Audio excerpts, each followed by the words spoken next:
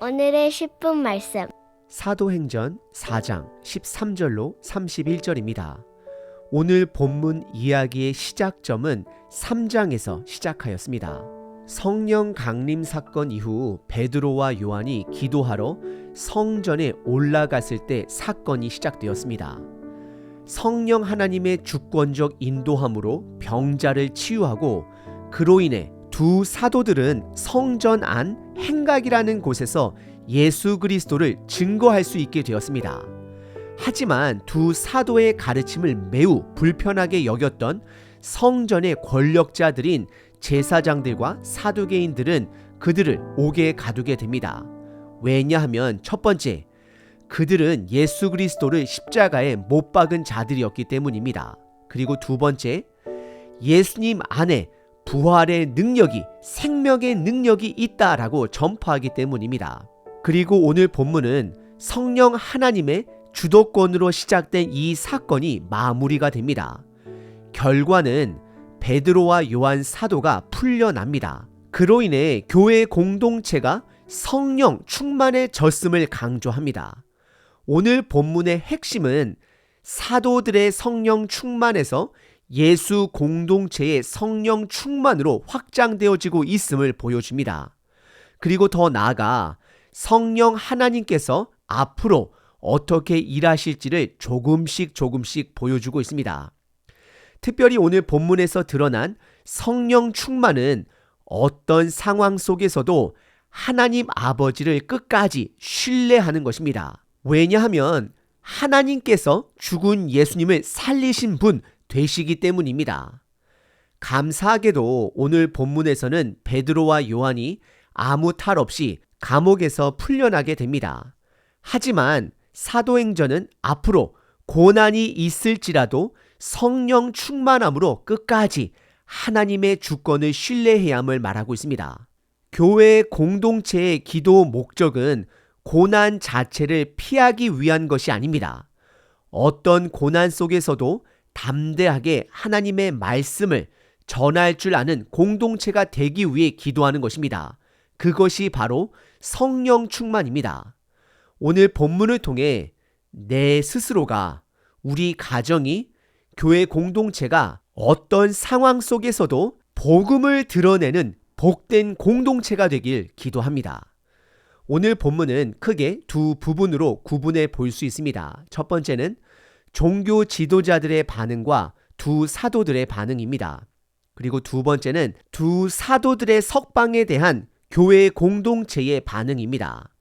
첫 번째 부분은 종교 지도자들의 반응과 사도들의 반응입니다. 13절서부터 22절입니다. 그들이 베드로와 요한이 담대하게 말함을 보고 그들을 본래 학문 없는 범인으로 알았다가 이상히 여기며 또 전에 예수와 함께 있던 줄도 알고 14절, 또 병 나은 사람이 그들과 함께 서 있는 것을 보고 비난할 말이 없는지라 15절, 명하여 공회에서 나가라 하고 서로 의논하여 이르되 16절, 이 사람들을 어떻게 할까? 그들로 말미암아 유명한 표적이 나타난 것이 예루살렘에 사는 모든 사람에게 알려졌으니 우리도 부인할 수 없는지라 17절, 이것이 민간에 더 퍼지지 못하게 그들을 위협하여 이후에는 이 이름으로 아무에게도 말하지 말게 하자 하고 18절, 그들을 불러 경고하여 도무지 예수의 이름으로 말하지도 말고 가르치지도 말라 하니 19절, 베드로와 요한이 대답하여 이르되 하나님 앞에서 너희의 말을 듣는 것이 하나님의 말씀을 듣는 것보다 옳은가 판단하라. 20절, 우리는 보고 들은 것을 말하지 아니할 수 없다 하니 21절, 관리들이 백성들 때문에 그들을 어떻게 처벌할 방법을 찾지 못하고 다시 위협하여 놓아 주었으니 이는 모든 사람이 그 된 일을 보고 하나님께 영광을 돌림이라. 22절, 이 표적으로 병 나은 사람은 40여세나 되었더라 라고 기록을 합니다. 13절에 베드로의 변론을 들은 성전 권력자들은 그 두 사도를 이상하게 여깁니다. 놀란 것입니다. 왜냐하면 이들은 학문 배경이 없는 어부 출신이었기 때문입니다. 그리고 또 한 가지 종교 지도자들은 이 두 제자가 예수님과 함께 있었던 자인 줄 알았다라고 기록합니다. 제자들은 예수님을 닮아갑니다. 그분의 성령 충만함을 닮아가고 담대함을 닮아갑니다. 저와 여러분들도 예수님을 닮아가길 기도합니다. 그리고 이어지는 14절에 종교 지도자들은 매우 당혹해합니다. 왜냐하면 그들을 처벌할 수 있는 증거가 없었기 때문입니다. 왜냐하면 베드로와 요한 옆에는 모든 사람들이 아는 걷지 못하는 병자가 나음을 받았다라는 사건이 있었기 때문입니다. 너무나 명확한 사건으로 인해 부인할 수 없습니다. 그래서 15절에 베드로와 요한을 다시 옥에 가두고 자기들끼리 논의하게 됩니다. 그리고 이들이 결정한 것은 16절과 17절에 이미 걷지 못한 병자의 치유 사건으로 인해 성전 안과 밖이 떠들썩하므로 이들을 법적으로 처벌할 수 없음을 인정하고 받아들입니다. 그 대신 17절과 18절에 보시면 더 이상 사람들 사이에서 예수의 이름이 퍼지지 못하게 하기 위해 그들을 위협하며 앞으로 예수의 이름을 말하지도 그분의 가르침을 전하지도 못하게 금지합니다. 하지만 19절과 20절에 베드로와 요한의 반응은 그들의 금지 명령을 절대적으로 거부합니다. 굉장히 담대합니다. 그들의 거부 내용은 두 가지로 구분해 볼 수 있습니다. 첫 번째는 19절에 너희들의 권위가 높은지 하나님 아버지의 권위가 높은지 오히려 그들에게 묻게 됩니다.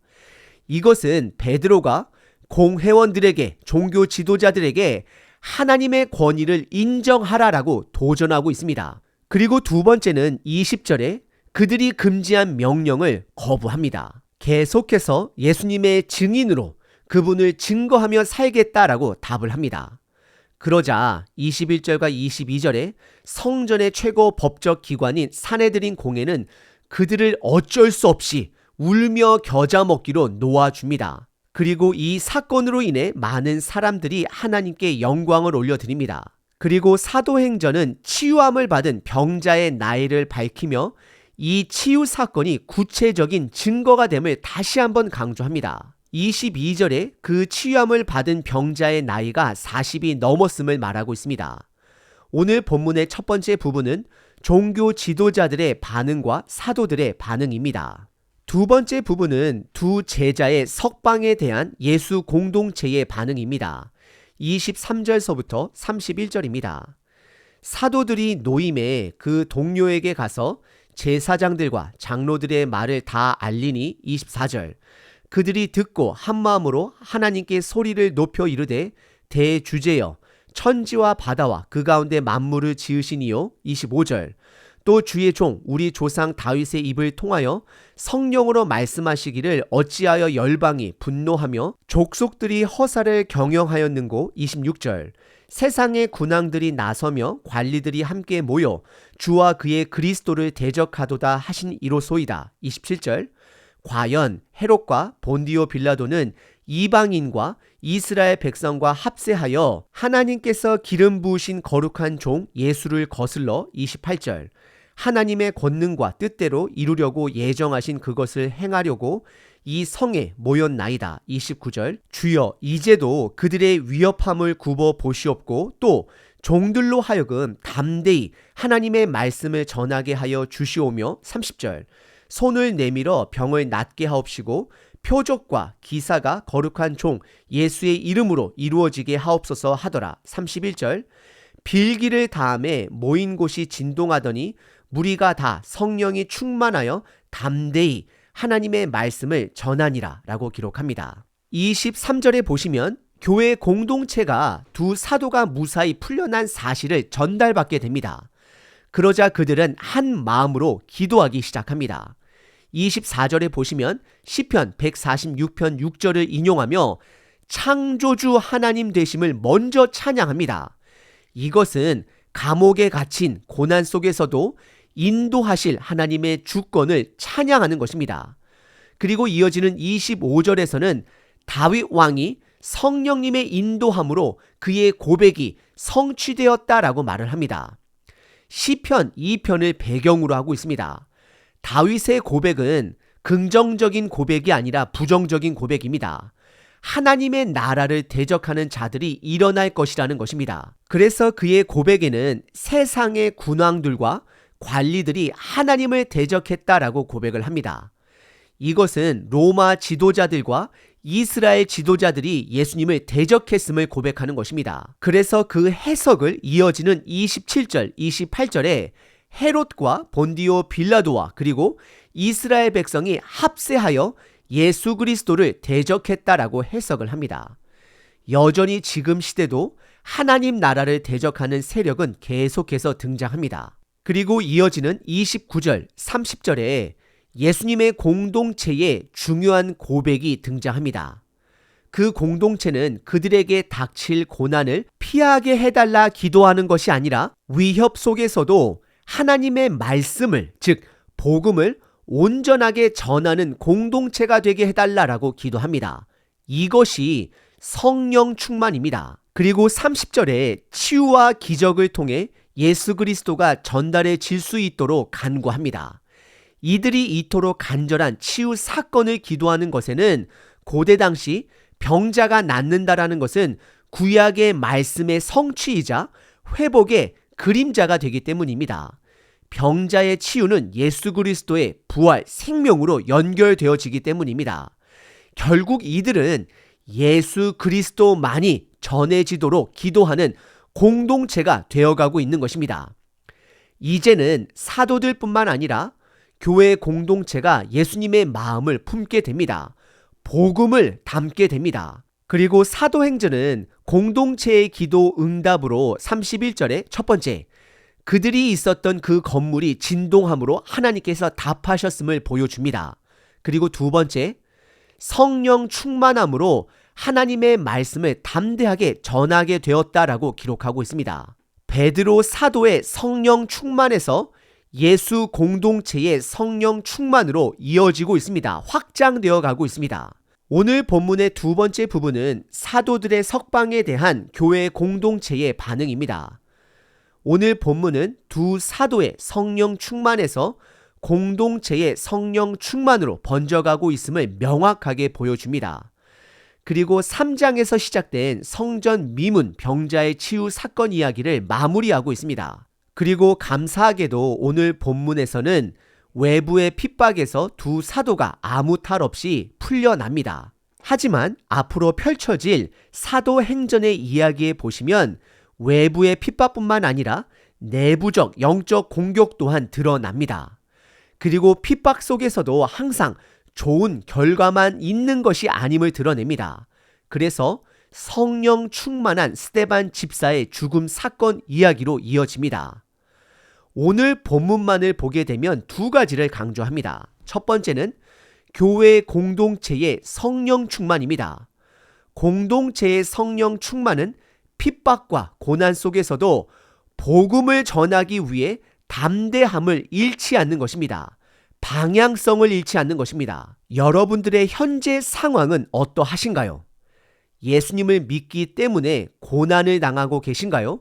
아니면 예수님을 믿지만 아무런 고난이 없이 평안하신가요? 또는 하루하루 먹고 살기 바쁘신가요? 성령 충만한 공동체는 어떤 상황 속에서도 하나님 아버지를 신뢰하며 예수님의 말씀을 전하는 공동체가 성령 충만한 공동체가 되는 것입니다. 여러분들의 공동체는 성령 충만하신가요? 그리고 오늘 본문이 강조하는 두 번째는 기도하는 공동체가 되어야 합니다. 오늘 본문은 사도행전에서 드러난 가장 기도문이 아닌가라고 생각해 봅니다.